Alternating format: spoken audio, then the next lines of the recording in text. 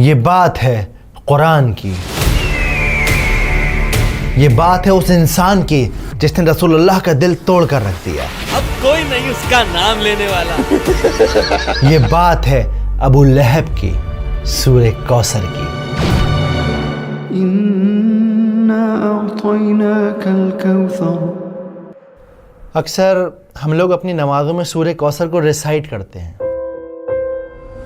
پر افسوس ہم میں سے کتنے ہیں جو اس کا مطلب جانتے ہیں؟ کیا ہے کوثر؟ کیوں اللہ تعالیٰ نے اسے نازل کیا؟ کیا تم نے سنا طلحہ؟ ہاں، اللہ کے نبی نے ہمیں وہ راز بتایا کوثر کا۔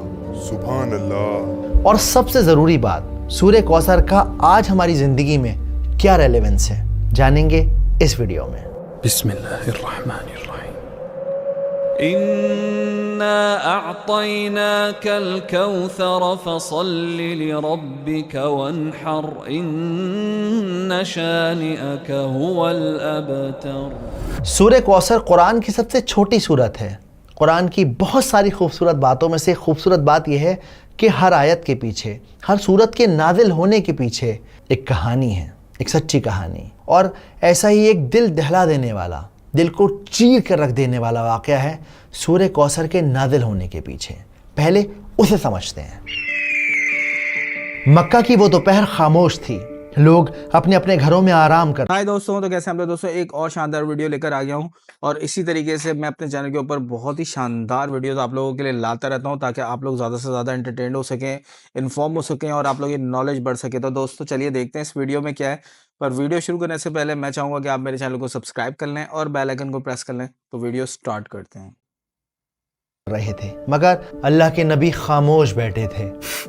اندر سے دبی دبی سسکیوں کی آوازیں مٹی کی دیواروں سے ٹکرا کر واپس آ رہی تھیں۔ ان کے بیٹے عبداللہ اللہ کو پیارے ہو گئے تھے۔ وہ ننھا سا جسم جو کل تک ان کے سینے سے لگ کر سانس لیتا تھا، اب مٹی کی گود میں تھا۔ مگر برابر والی دیوار سے ٹیک لگائے ایک آدمی کھڑا تھا۔ مجھے بھی بتاؤ ابو لہب، کیا معاملہ ہے؟ صبر رکھو اقبا، صبر۔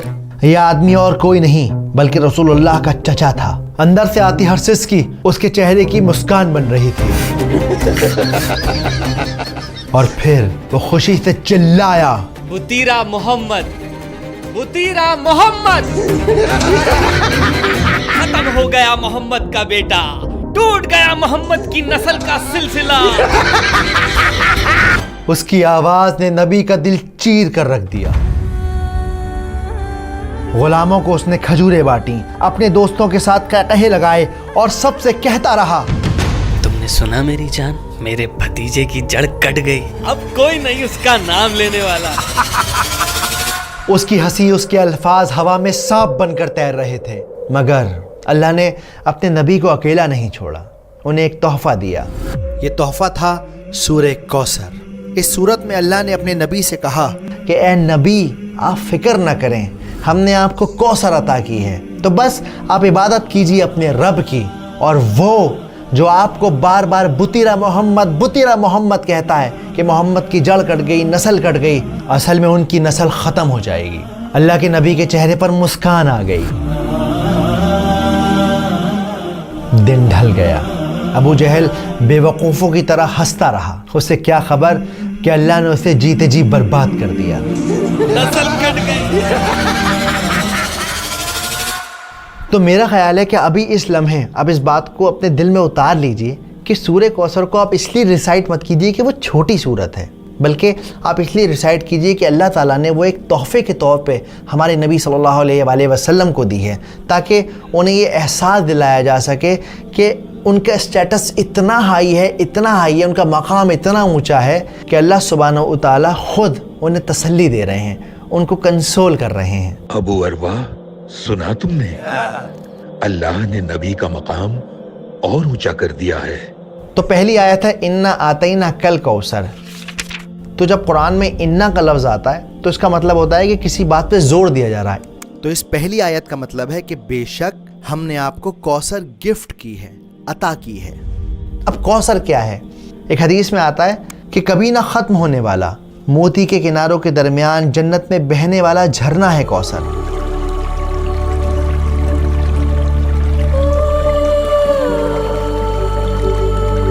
جس کا پانی برف سے ٹھنڈا ہے، جس کا پانی شہد سے میٹھا ہے اور جس کا پانی دودھ سے زیادہ سفید ہے، وہ ہے کوثر۔ اب یہاں پر آتینہ کا جو لفظ ہے، اس کا مطلب ہوتا ہے تحفہ دینا، گفٹ دینا۔ اگر آپ آج کے ماڈرن دور میں سائیکولوجیکلی دیکھیں تو دنیا میں انسان کسی بھی انسان کو 7 وجہوں سے گفٹ دیتا ہے، صرف 7 ریزن ہے جس کی وجہ سے ہم ایک دوسرے کو تحفے دیتے ہیں، جیسے کسی سے کام نکلوانا ہو، کسی کی شادی ہو، کوئی فیسٹیول ہو، یا پھر کسی کے ساتھ تعلقات مینٹین کرنے ہوں، یا کسی نے کوئی اچھا کام کیا ہو تو شاباشی دینے کے لیے آپ تحفہ دیتے ہیں۔ لیکن اللہ سبحانہ و تعالیٰ یہاں پر آپ صلی اللہ علیہ وآلہ وسلم کو جو تحفہ دے رہے ہیں وہ تحفہ اس وجہ سے دے رہے ہیں کہ وہ انہیں امپورٹنس فیل کرانا چاہتے ہیں کہ ساری کائنات میں آپ بہت زیادہ امپورٹنٹ ہیں، اتنے امپورٹنٹ ہیں کہ اللہ رب العزہ آپ کو خود کنسول کر رہے ہیں، آپ کا مقام اونچا کر رہے ہیں۔ کوثر جنت کا جھرنا تو ہے، اس کے علاوہ اور کیا تحفے دیے ہیں اللہ نے؟ اللہ سبحانہ و تعالیٰ نے ہمارے نبی کو قرآن دیا ہے جو ہمیشہ رہنے والا ہے اور آج بھی ہمارے ساتھ اور ہمیشہ رہے گا۔ اس کے علاوہ اور کیا تحفے دیے ہیں اللہ نے؟ اور سب سے بڑا تحفہ یہ ہے اللہ نے اپنے نبی کا نام تا قیامت زندہ رکھا ہے، اپنے نام کے ساتھ جوڑ دیا ہے نبی کا نام۔ واقعی سبحان اللہ۔ اس کے علاوہ انہیں بیٹیاں دی ہیں۔ بار بار ابو لہب کہہ رہا تھا کہ بطیرہ محمد، بطیرہ محمد، کوئی لڑکا نہیں ہے ان کا، کیا نام چلے گا ان کا؟ لیکن آپ دیکھیں آج بھی ہم اپنی بچیوں کے نام آپ صلی اللہ علیہ وسلم کی بیٹیوں کے نام پر رکھتے ہیں، آج بھی انہیں یاد کرتے ہیں۔ رقیہ، فاطمہ۔ اس کے علاوہ اللہ سبحانہ و تعالیٰ نے آپ صلی اللہ علیہ وسلم کو صحابیوں کو تحفہ دیا جو ان کے ساتھ کھڑے تھے، جنہوں نے اپنے جسموں پہ چوٹ کھائیں صرف اس لیے کیونکہ اسلام حق کی راہ تھی، کیونکہ نبی کا پیغام تھا۔ تو انا اعطیناک کل کوثر۔ اگلی آیت فصلی لربک وانحر۔ تو اب جب ہم نے آپ کو تحفہ دے دیا ہے تو آپ کو کیا کرنا چاہیے؟ آپ کو چاہیے کہ اپنے رب کی عبادت کریں اور قربانی کریں۔ دیکھو جنرلی دنیا میں 2 طرح کی عبادتیں ہوتی ہیں، ایک ہوتی ہے پرائیویٹ عبادت، ایک ہوتی ہے پبلک عبادت۔ پرائیویٹ عبادت کیا ہے؟ نماز پڑھنا، تہجد پڑھنا۔ پبلک عبادت کیا ہے؟ قربانی کرنا، اس کا گوشت لوگوں میں بانٹنا، لوگوں کی مدد کرنا۔ تو اللہ سبحانہ و تعالیٰ اس آیت کے اندر ان دونوں عبادتوں کا ذکر کر رہے ہیں۔ اب یہاں پر یہ جو ونحر کا لفظ ہے اس کا مطلب ہوتا ہے قربانی دینا، اسی لیے عید الاضحیٰ کے دن کو یعنی کہ بقرعید کے دن کو یوم النحر بھی کہا جاتا ہے، یعنی قربانی کا دن۔ تو فصلی لربک وانحر، عبادت کیجئے اور قربانی کیجئے۔ اور تیسری آیت ہے ان شانیک هو الابتر۔ اسکالر کہتے ہیں کہ جو شانیہ کا جو لفظ ہے، شانیہ اس کا مطلب ہوتا ہے دشمنی، لیکن ایسی دشمنی کہ انسان اس کے اندر اپنی عقل کھو دے، اس کا دماغ کام کرنا بند کر جائے۔ اب آپ نوٹ کریے اللہ کے رسول کے گھر میں ایک انتقال ہو گیا ہے، لیکن یہ ابو لہب یہ مذاق اڑا رہا ہے، مٹھائیاں بانٹ رہا ہے، اس کی عقل نے کام کرنا بالکل بند کر دیا۔ ایک انسان کی جو بیسک ہیومینٹی ہوتی ہے وہ اس کی عقل کام نہیں کر رہی۔ اس کی آج کے دور میں مثال ہے جو اسرائیل کر رہا ہے، چھوٹے چھوٹے بچوں کو مارنا، بوڑھوں کو مارنا، لوگ کھانا لینے آ رہے ہیں انہیں ختم کر دینا۔ تو یہ شانیہ والی نفرت ہے، ایسی نفرت ہے جس میں انسان کا دماغ کام نہیں کرتا، وہ اپنے غرور، اپنے جنون، اپنے ایگو میں رہتا ہے۔ تو اللہ تعالیٰ کیا کہتے ہیں؟ اِنَّ شَانِئَكَ هُوَ الْأَبْتَرُ۔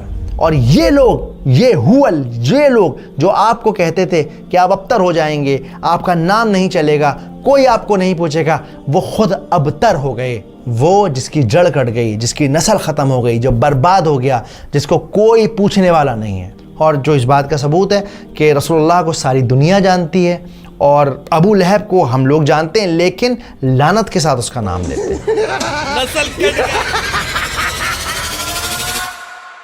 لیکن آج اس صورت کا ہماری زندگی میں کیا ریلیونس ہے؟ کیسے ہم اس صورت کو اپنی زندگی میں اتار سکتے ہیں؟ دیکھیے آج بھی اکثر ایسا ہوتا ہے کہ ہم پریشان ہوتے ہیں نا تو لوگ تانا مارتے ہیں، 4 لوگوں میں بیٹھ کر مذاق بناتے ہیں۔ ایون جب گھر میں بیٹیاں پیدا ہوتی ہیں نا تو اپنا ماتھا پیٹ لیتے ہیں۔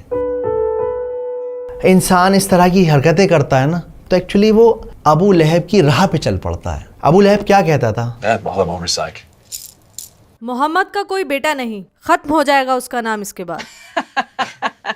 اس کی سوچ یہ تھی کہ انسان کی جو نسل ہے وہ صرف اور صرف لڑکے سے چلتی ہے، ہمارے معاشرے میں آج کتنے ایسے لوگ ہیں جو اس طرح کی باتیں سوچتے ہیں، بیٹیوں کو بوجھ سمجھتے ہیں، لڑکوں سے اپنے خاندان اور نسل کو چلانے کی کوشش کرتے ہیں. انہیں لگتا ہے میرا خاندان تو جب ہی چلے گا جب میرے گھر میں لڑکا پیدا ہو جائے گا، چاہے اس خاندان کو محلے کے باہر کوئی جانتا نہ ہو، شہر کے بعد کسی کو پتہ بھی نہ ہو اس خاندان کے بارے میں، لیکن چاہیے صاحب لڑکا ہی لڑکا. تو اس لیے اس طرح کی سوچ سے بچیں، قرآن کو مطلب کے ساتھ سمجھیں، اور جب کوئی پریشان ہو تو اسے تسلی دیں، اسے کمفرٹ کریں.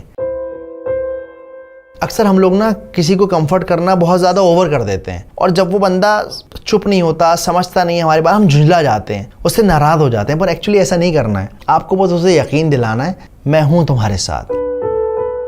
جیسے اللہ سبحانہ و تعالیٰ نے صرف اور صرف 3 آیتوں میں اپنے نبی کو تسلی دی دی.